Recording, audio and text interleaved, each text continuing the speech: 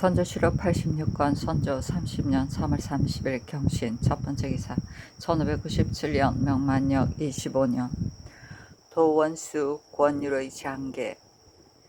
권율은 사람됨이 천착 진중하고 도량이 넓으며 용모에 위엄이 있었다.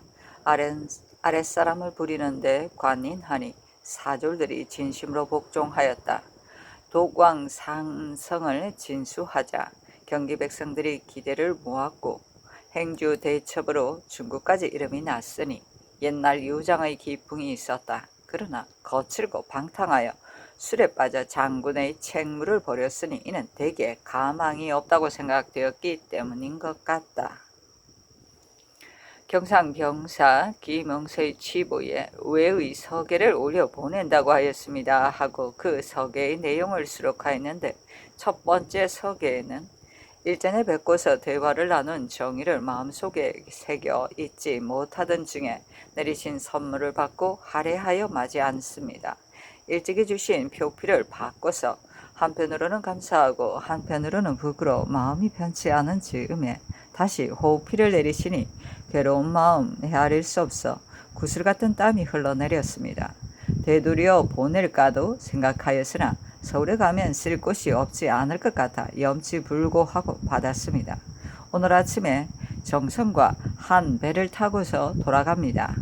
귀국은 예의만을 고수하고 천치는 돌아보지 않아 4회차 왕자를 일본으로 보내려 하지 않으므로 만사가 이미 끝나버렸으니 후에 한들 어찌 미칠 수가 있겠습니까?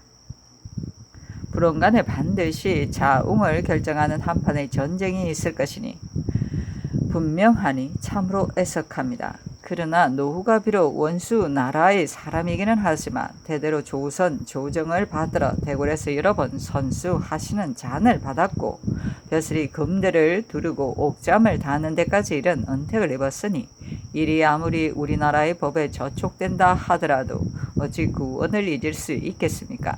만일 일본 국왕이 왕자가 와서 살해하지 않더라도 강화하려 하여 왕자가 오지 않는 대신 다른 조건으로 바꿀 것을 묻는다면 노후는 조선 조정의 동의를 얻지는 못하지만 세세 약간 종수로서 답하여 이를 완정하고서 돌아오려 하니 족학에서는 살펴주소서.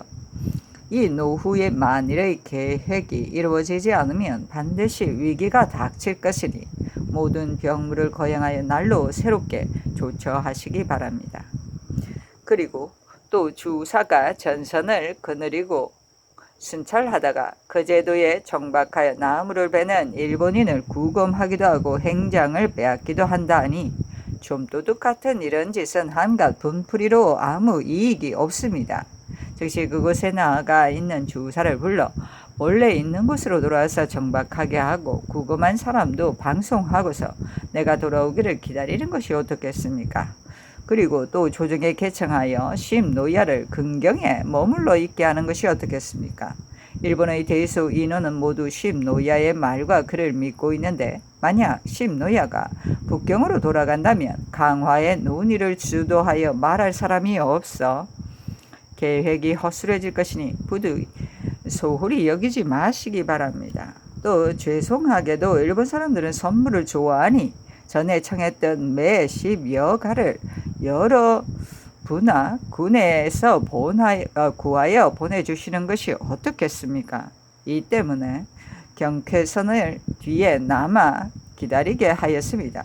매의 값은 세수로 하여금 일일이 다 보내드리도록 하였으니 굽어 살피소서. 바빠서 일일이 말씀드리지 못하고 이만 줄입니다 하고 또 3월 15일에 보내온 풍신 조신의 글에는 일본 풍신 조신이 서명하여 조선 김병마 절도사 족하께 품고합니다. 전일 족하와 더불어 거제도 안에서는 제목을 배워가도 좋다는 약속을 정하였기 때문에 수로로 가서 제목을 배워오게 하였습니다. 그런데 며칠 전에 우리 진중 5도선 한 척에 수인 15명이 타고서 거제도에 가서 나무를 베어 돌아올 때 조선 주사가 배를 탈취하였는데 그 배가 지금 어디에 가서 있는지 알 수 없고 또 김해 진중의 대선 한 척에 수인 32명이 타고서 나무를 베러 갔을 때 수인을 다 살해하고 배까지 빼앗았으니 어찌 이런 도리가 있습니까? 이는 큰 일을 진행하는데 하자만 될 뿐입니다. 김해의 장수들이 매우 노하여 이를 갈면서 수륙에서 일전하여 설치하고 원수를 갚겠다는 뜻을 가졌으나 내가 억지로 참으라고 장수들을 타일렀습니다. 우리의 선박을 탈취하고 수인을 죽인 것은 모두 김절도의 서신을 받고서 그렇게 했다고 하니 어찌 조카께서는 그렇게도 불신불충하십니까? 속담에 호리의 차이가 천리로 어그러진다고 하였으니 만약 사람을 죽이고 배를 탈취하는 등의 작은 이익만을 일삼아 큰일이 이루어지지 않게 한다면 조카가 일본에는 불신이 되고 조선에는 불충이 될 것입니다. 앞으로도 만약 이런 신의를 지키지 않는다면 일본의 병갑이 거제도에 주둔하여 산성을 쌓고서 제목을 배다 쓸 것이니 조카는 원망하지 마십시오. 이는 조선이 신의를 지키지 않아서이지 일본이 신의를 지키지 않은 것이 아닙니다. 나머지는 요 첨지가 직접 말씀드릴 것이니 밝게 살피시기 바랍니다 하고 정유년 3월 17일 풍신행장이 서명하여 송은과 청정 사이에 있었던 문답의 내용을 적어 보낸 글에는 3월 9일 송은이 고령현에 가서 송은이 구화봉으로 들어가서 병을 조리하려고 했는데 마침 대상관이 만나고자 한다는 말을 듣고서 밤낮을 가리지 않고 내려왔다는 선성의 청정의 진중으로 들여보내고서 18일 적정으로 들어가니 청정이 글로 묻기를 6년 전에 16역과 소소비가 태합 전하께 아뢰기를 왕자 형제를 돌려보내주면 조선국왕이 바다를 건너와 기국에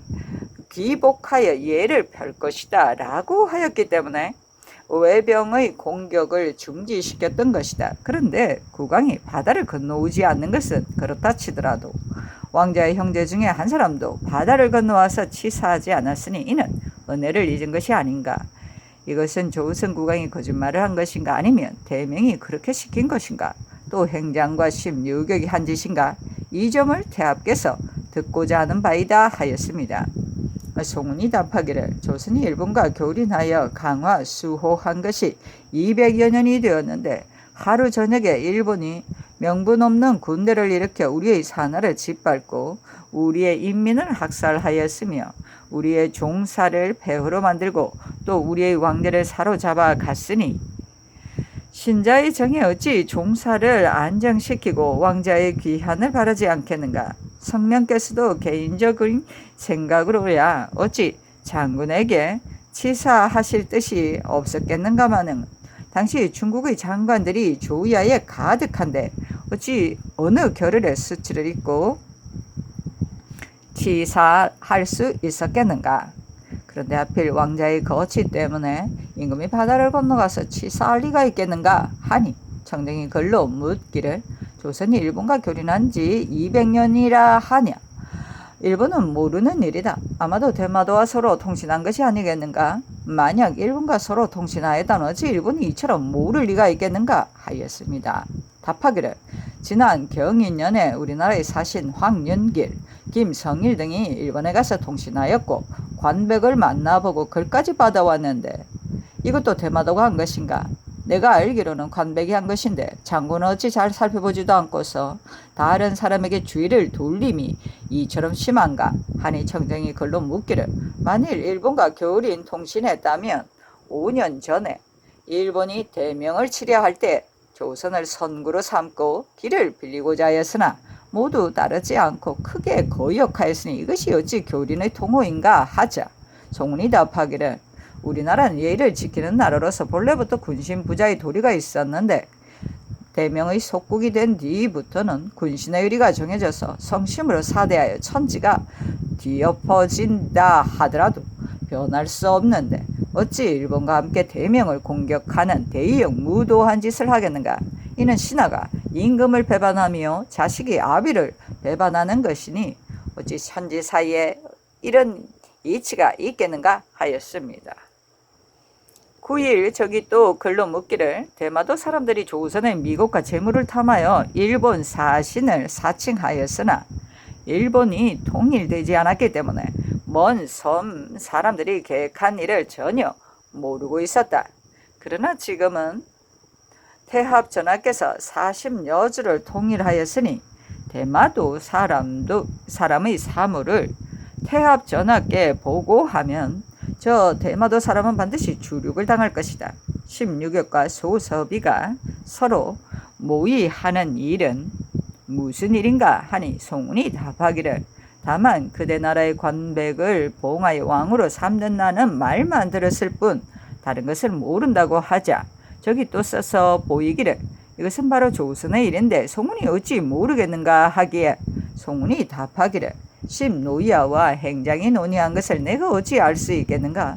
마찬가지로 오늘 나와 상관이 서로 상의한 일을 저들이 어찌 알겠는가 하였습니다. 그러자 저기 말하기를 국왕이 송운에게 이야기하지 않던가 하니 송운이 답하기를 심노야와 행장이 서로 상의한 일을 우리 성명께서 어찌 나에게 말씀하시겠는가. 또 마찬가지로 오늘 나와 상관이 상의한 일을 우리 성명께서 또 어찌 16역과 평양장에게 말씀하시겠는가. 만약 군왕이 비차에 누설 시킨다면 무슨 일이 되겠는가 하였습니다. 저기 말하기를 오늘 송운과 우리 상관이 상의한 일을 심노야가 모르더라도 일이 성사될 수 있겠는가 하니 답하기를 심노야가 모른다 하더라도 상관의 말이 공평한 것이라면 어찌 이루어지지 않을 것이며 만약 공평하지 못하다면 심노야가 어찌 할 수 있겠는가 하였습니다. 저기 말하기를 일찍이 듣건대 좋고 나쁘고 간에 국왕이 심노야의 뜻을 어길 수 없다고 하던데 사실인가 하니 답하기를 심노야는 중국의 장사로서 또 책사의 명을 받아 우리 나라 사이를 조화시키려고 하고 있으니 우리 두 나라 사이를 조화시키려고 하고 있으니 성불성 간에 모든 일을 끝내 풍고하여 결정하지 않을 수 없다 하였습니다. 저기 말하기를 그렇다면 또 16역을 경주로 오게 해서 우리와 서로 만나게 해줄 수 있는가 하니 답하기를 중국 장사를 어찌 내가 가라 오라 할 수 있겠는가. 그러나 내가 심노야를 알인하게 되면 이 말을 전하여 노야의 속뜻을 알아보겠다 하였습니다. 저기 말하기를 대사가 내려올 때 조정의 상관들이 만나서 서로 이야기를 나누고 보내든가 하니 답하기를 내가 산중에서 장군이 나를 만나고자 한다는 말을 듣고서 내려올 때 잠시 서울에 들렀으나 들어는 만났고 들어는 만나지 않고 내려왔다. 그러나 상관의 말을 다 기억하고 가면 가초 조정에 고하겠다 하였습니다. 그러자 저기 말하기를 당신네 조정의 대부들은 좋지 않다. 당신이 내려온다는 기별을 들었으면 모든 상가들이 함께 와서 이야기를 나누고 보내야 할 것인데 산중에서 내려와 서울에 들렀는데도 들어는 만나고 들어는 만나지 않았다 하니 당신네 나라 조정의 일을 알만하다 하니 답하기를 그대는 해외의 원수이고 나는 방외의 미록이니 미록의 몸으로 원수의 집에 가는데 어찌 조정이 모두 와서 이야기를 나누고 보겠는가 하였습니다. 저기 말하기를 소서비와 심노야가 함께 강화를 도모하였으나 끝내 성사되지 않았다고 하니 사실인가 하니 답하기를 그대가 어찌 그 사실을 모르겠는가. 나는 자세히 알 수 없다. 다만 중국이 관백을 봉하여 왕으로 삼은 뒤에도 관백이 정삭을 받들지 않고 잠옷 불공한 일이 많았다는 말을 들었을 뿐이다. 중국에서 관백을 왕으로 봉하고자 한 것은 분쟁을 종식시키고자 함이었다 하였습니다. 그러자 저건 입을 다물고 말이 없었습니다. 저기 말하기를 5년 전 4월에 조선 경성에서 16역과 평행장이 화평을 약속할 때 왕자 형제를 송환하면 국왕이 일본에 건너와서 지사하고 조선의 팔도도 끊어서 일본에 귀속시킨다고 하였다. 이 말을 태합게 아뢰었기 때문에 외병이 경성에서 모두 남하하여 이 해 안에서 기다리고 있었다. 왕자를 돌려보내고서 태압께서 5년 전부터 작년 8월까지 군대의 출동을 중지시키고 기다렸다. 그러나 국왕이 바다를 건너와서 치사하지 않았고 또 땅을 끊어 일본에 귀속시키지도 않았으며 또 왕자 형제 중에 한 사람도 바다를 건너와 치사하지 않았다. 그리고 겨우 낮은 직위에 있는 신하만을 보내어 치사하는 채 하였으므로 태합이 크게 노하여 사자를 대면하지 않았다 하니 답하기를 5년 전 일본 군대가 경성에서 나갈 때 왕자를 송환해주면 국왕이 친히 일본으로 건너가 치사한다는 말이 누구 입에서 나왔으며 조선의 땅을 끊어서 일본에 귀속시킨다는 말이 또 누구의 입에서 나왔는가? 심노이아에게서 나왔는가? 아니면 행장의 입에서 나왔는가? 이때 일본이 비록 100명의 왕자를 잡고 돌려보내지 않고 있었다 하더라도 어찌 군왕이 바다를 건너가서 치사할 리가 있겠는가 하였습니다. 저기 말하기를 그대 나라는 청정에게 은혜를 입었는데 청정과 더불어 이를 모의하지 않고 다른 사람과 이를 모의하니 이것이 어찌 그대 나라의 잘못이 아닌가? 대명이 그렇게 시킨 것인가? 하니 답하기를 다른 사람과 모의하는 것은 우리나라가 은혜를 줘버려서 그런 것이 아니고 또 명나라가 시켜서 그런 것도 아니다. 그러나 심유격과 평행장이 4년 전에 약속한 일은 우리가 감히 알 바가 아니다 하였습니다. 저기 말하기를 지금부터 논의하는 것은 조선지에 써서 날인하자 하니 답하기를 우리의 말을 공론으로 정할 수 없다. 성불성은 하늘에 달렸고 가불가는 우리 조정과 장군에 달렸다 하였습니다. 저기 말하기를 우리와 강하지 않으면 외병이 무수히 바다를 건너와서 조선을 소각하여 초토화하기를 산으로 계란을 누르고 비로 티끌을 쓸어 내듯이 할 것이다 하니 답하기를 병가의 성패는 실로 기필하기 어려운 것이니 멸망의 화가 어느 쪽에 있을지 모른다. 그대 나라가 군대가 아무리 많이 건너온다 하더라도 중국군과 우리의 병마가 어찌 바다를 건너온 그대들의 군대만 못하겠는가 하였습니다. 저기 말하기를 태합의 속뜻은 왕자 2사람 중에 임해군 1사람만이라도 건너오기를 바라니 만약 바다를 건너와서 예의를 차린다면 즉시 천하가 태평해질 것이다. 대사가 돌아가거든 조정에 고하고 위로 국왕께 진달하여 임해군을 보내게 하라고 하니 답하기를 왕자가 도의하는 일은 형세로는 어렵지 않지만 의리로는 매우 불가하다. 왕자의 한 몸으로만 말한다면 도회하여 태압에게 예의를 차리는 것도 무방하지만 종사로서 말하면 왕자를 군부의 원수에게 보내어 예의를 차리게 할 수 없으니 절대로 보낼 수 없다. 더구나 우리나라의 왕자가 천자의 명이 아니면 중국 조정에 입조도 할 수 없는데 어찌 바다를 건너가서 원수의 얼굴을 볼 수 있겠는가 하였다.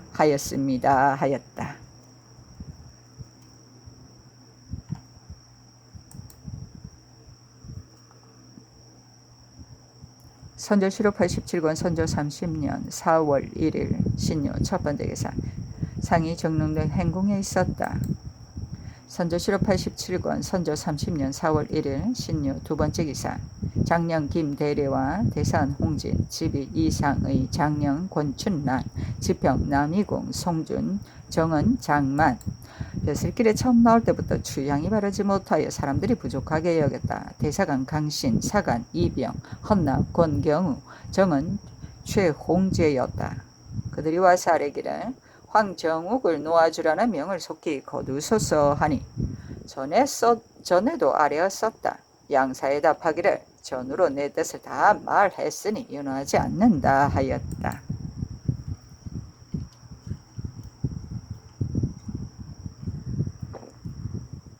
선조실록 87권 선조 30년 4월 1일 신유 세 번째 기사 접반사 황신이 간교한 정철을 아참하여 섬겼고 마음가짐이 잠옷 편벽하여 덕보다 재주가 낮다고는 하나 볼만한 것은 없었다. 서장에 당일 책사의 역관 문응추를 시켜 신에게 전하기를 우리가 여기에 머무르고 있는 것은 송은의 환보를 기다려 조처를 취하기 위해서인데 이제 듣건대 송은은 왕경을 향하여 떠날 것이라 하니 우리를 와서 만나보려 하지 않고 이 제찰사의 보고도 자세하지 않으면 우리가 무엇에 근거해 계획을 시행할 수 있겠는가? 이렇게 귀국에서 각기 자기의 뜻만을 주장하니 우리도 어떻게 할 수가 없다. 그리고 우리가 양 포증이 나오기를 기다려 왕경에서 만난 뒤 다시 상의하려고 하였으나 양 포증이 지금 부모상을 당하여 돌아갔으니 어느 사람이 그를 대신하여 나올런지 모르겠다. 서로 나온다 하여도 오기가 퍽 더딜 것이다. 양녀는 귀국의 사정을 본래 잘 알고 있으므로 처치를 반드시 알맞게 할 것인데 이제 다시 사람을 바꾼다면 과연 기대에 부응할는지 모르겠다 하고 또 정성이 떠날 적에 4월 20일 이후에 회보하기도 하였으니 앞으로 20일이 남았을 뿐이다. 그대가 미리 속히 처치하지 않았다가는 반드시 기회를 놓칠 것이다 하였습니다. 책사의 말을 살펴보니 소문이 돌아와서 한 얘기가 자세하지 않아서 마치 자기들을 상관하지 못하게 하는 듯한 눈치가 있었기 때문에 이런 말을 한 듯 합니다. 양포정은 이미 나오지 않는다 했고 책사도 특별히 북쪽으로 올라간다는 기별이 없습니다 하였는데 비변사에 개하하였다. 선조실록 87권 선조 30년 4월 2일 임술 첫번째 계사 평안도 병사 이경준이 판서 이승의 아들인데 여러 고을의 수령을 지내면서 실적이 좋았다. 그러나 경솔하고 자만심이 있어 무슨 실수가 있지 않을까 사람들이 퍽 걱정하였다. 그의 서장에 만포첨사 임선의 치보에 이달 10일에는 수항정에서 건너편을 후망하던 중 당후인지 구분되지 않는 세 사람이 걸어와 강변에 이르러 통사를 부르기에 여진 통사 방응두를 시켜 그들이 온 사유를 물으니 잡혀가다가 도망쳐오는 중국 사람이라고 하였다. 그래서 즉시 군의를 엄히 보이고 강을 건너가 데리고 와서 사로잡혀 갔다가 도망쳐온 경위를 주문하니 그 조사에 중국인 장거라이고 금주위 태생으로 나이 13세 때에 구련성으로 옮겨가다가 중로에서 사로잡혀갔다. 호녀에게 장가들어 자식도 낳았고 재산도 늘렸으나 복역한 지 여러 해 그 고생을 견딜 수가 없고 본토가 그리워서 아들 네고와 딸 네라를 데리고 함께 일시에 도망쳐왔다고 하였다. 노주의 피해 사항 및 노중의 형편을 자세히 주문하니 노주는 지난 9월에서 10월간에 여역에 걸려 고통이 너무 심해 죽을 뻔하였다가 이제 조금 회복되었고 소추는 의모를 증간하여 거느리고 살다가 작년에 무첩의 호소로 인하여 의모는 목매어 죽었고 두 추장휘하의 호일이 조선은 여자와 같아서 마음소나 재물을 빼앗기가 손바닥을 뒤집는 것보다 쉽다고 하기도 하고 혹은 조선은 삼국과 동심 협력하고 있다. 외적의 변 때문에 지금까지 병마를 조달하여 잇따라 구제하고 있으므로 결코 조선과는 원수를 맺어서는 안 된다고 하였다. 이에 전일 동토랑계와 동자응구사 등이 진고한 말을 중국인이 공초한 내용을 가지고 참작하여 보건대 매우 부실하니 그때 진고한 말이 저렇게 정령했던 것은 반드시 까닭이 있을 것이다. 장그라 등이 사사 첩정을 올렸는데 장그라 등이 거짓으로 도망해 왔다고 거짓말을 할 수도 있기 때문에 그 허실을 정탐하기 위해서 여러 가지로 힐문하여 보았으나 한결같이 앞서의 조사와 같았다. 과연 정탐하러 왔다면 여자를 데리고 함께 온 것은 사리에 맞지 않은 듯하다. 내고의 조사는 작년 10월경에 주인 노을 가적을 따라 성 안에 들어가서 5개월 동안 머물렀다. 지난 2월 15일 노소 두 주장이 각기 군병을 모아 하룻길 남짓한 여허부락 왕치 등처에 가서 습진하고 돌아왔고 또 20일께에는 외성 밖에 군병을 모아놓고 전기를 점렬하여 수척한 자에게는 결장한 뒤 소와 양을 잡아 호괴하였는데 노주의 얼굴도 직접 보았다 하였으니 전일의 도랑계 등이 진고한 말은 너무도 거짓된 것이다. 토란계 등이 만일 귀순하여 오면 전일에 속였던 까닭을 끝까지 힐문하여 그 실정을 자세히 알아내겠으며 장그라 등을 본국으로 들여보내는 일에 대해서는 잘 헤아려서 의주부윤 황진에게 보내겠다고 하였습니다. 하였다. 비변사의 계하니 회개하기를 오랑캐들은 원래 사율합니다. 전일 도랑개 등이 와서 말할 적에도 이미 믿기 어려울 것이라고 생각하였으니 이번에 다시 힐문할 것 없이 우리의 방비를 갑절로 조치하도록 하면 됩니다. 노정의 정세는 귀순한 호인을 잇따라 탐문하여 치겠도록 하고 중국인 장그라는 승문원으로 하여금 문서를 마련케 한 다음 성절사가 들어가는 편에 붙여 보내라는 내용으로 관찰사에게 이문하는 것이 어떻겠습니까? 하니 아랜대로 윤허하였다.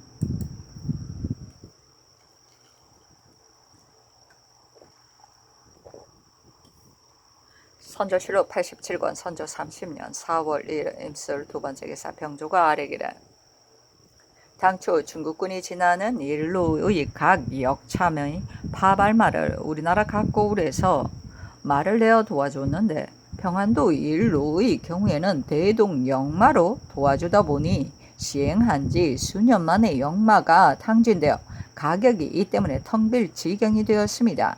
접반사가 오걸 적에 그 패단을 자세히 보았겠지만 탕진하게 된다면 중국을 다니는 일로를 오가는 일이 매우 염려스럽게 될 것입니다. 그러니 다른 도의 예의에 의하여 각 고라여금 말을 내어 도와주도록 관찰사에게 이문하소서 하니 상이 따랐다.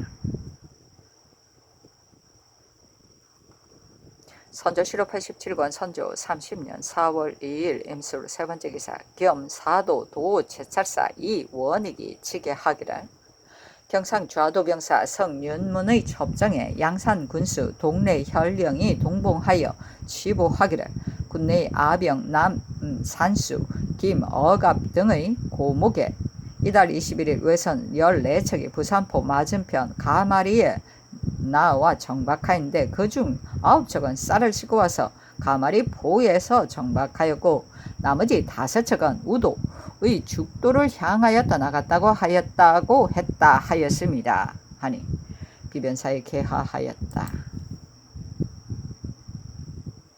선조실록 87권 선조 30년 4월 2일 임술 네 번째 기사 이원익이 또 서장을 올리기를 승장 유정이 지금 적군의 진영에서 나왔습니다. 그의 문답 중에 분통한 말이 많이 있어 기록하여 올리지 못하기에 비변사에서 직접 그 정형을 보고하도록 유정을 올려 보냅니다. 하였는데 비변사에 계하하였다. 선조실록 87권 선조 30년 4월 2일 임술 다섯 번째 기사 지평 남이공과 정은 장만이 좌목은 앞서와 같다. 와서 아래기라 황정욱을 놓아주라는 명을 속히 거두소서 하니 답하기를 어찌 섬김을 잊었을 리가 있겠는가. 창졸간이 왕자를 보호하기 위하여 그렇게 된 것에 불과한데 논집이 이처럼 지나치니 윤호하지 않는다 하였다. 선조실록 87권 선조 30년 4월 2일 임술 여섯 번째 기사 정은 장만이 아래기라 알성시의 명이 내린 대로 온 나라의 신민이 큰 기대를 걸고 그 성리를 우러러보려 하지 않는 자가 없습니다. 해조에서 이미 8일로 날짜를 가려 정하였는데 이제 북병의 침시 때문에 부표를 고치게 함으로써 막중한 예를 제때 거행하지 못하도록 하였습니다. 성상께서 침 맞는 날이 마침 이 날이라면 모르거니와 시제란 일개 유사의 일뿐입니다. 대례로 헤아려 볼 때 경중이 현격히 다른 만큼 결코 이 때문에 물려서 거행할 수는 없습니다. 해조에 앞서 공사 대의로 8일로 전날의 예를 거행하도록 정하여 많은 선비의 바람을 위로하소서 하니 아랜대로 하라고 답하였다. 선조실록 87권 선조 30년 4월 2일 임술 일곱 번째 기사 항문관이 차자를 올리기를 부제약 윤단무 부은교 윤돈 부교리 이형우 수찬 김광엽과 신설이었다. 비만기로 차자에 답하였다. 설리와 인정은 병행하여도 어그러지지 않는 법이다. 황정욱은 실로 훈구의 신하로서 왕자의 일 때문에 이처럼 큰 죄에 걸렸으니 인정으로 보아 용서해 주어야 한다. 내가 어찌 무심하기만 할 수 있겠는가? 논집이 여기에 이른 것은 너무 심하지 않은가? 사실은 논한다. 군부의 원수는 천하에 더 없는 통분함이요. 군신의 의리는 망고의 대륜이다. 따라서 임금을 잊고 원수를 섬기는 것은 신하로서의 극악이니 이를 용서하여 준다면 앞으로 어떻게 천하 국가를 다스려 나갈 수 있겠는가? 정욱은 대대로 나라의 은혜를 입어 부귀가 혁혁하였으니 언덕이 지극히 깊고 몸이 승관에 올라 맨 먼저 녹군되었으니 은총이 누구보다도 두터웠다. 또 아들이 높은 벼슬자리에 올랐고 딸 손녀 옥이 아들 황역의 딸이 순하군과 결혼하였었다. 왕실이 시집갔으니 정욱은 국가에 대해 죽어야 할 의리는 있어도 저버릴 만한 은혜는 없었다. 그러나 한번 윤격에게 잡힌 일에 얼굴을 바꾸고 은총을 저버린 채 관백을 전하라고 일컬고 본조에게는 신이라고 쓰지 않았으니 하늘에 닿는 그 죄는 일일이 헤아리며 목을 벨 만한 것이다. 먼 변방으로 귀양 보낸 것만도 다행이라 하겠는데 소명이 내려졌으므로 여론이 더욱 격렬하여졌다. 대신의 논열도 받아들이지 않고 옥당의 진차에도 전혀 답이 없으니 공신을 보호하는 뜻은 대단하다 할 만하다. 그러나 왜구가 국경을 압박하고 있는데 국가의 법이 시행되지 않아 나라를 저버리고 임금을 잊은 자가 여태 목숨을 보존하고 있으니 기강이 날로 문란하고 습속이 갈수록 변질되어 회복이 쉽지 않은 것도 진실로 그럴만하다.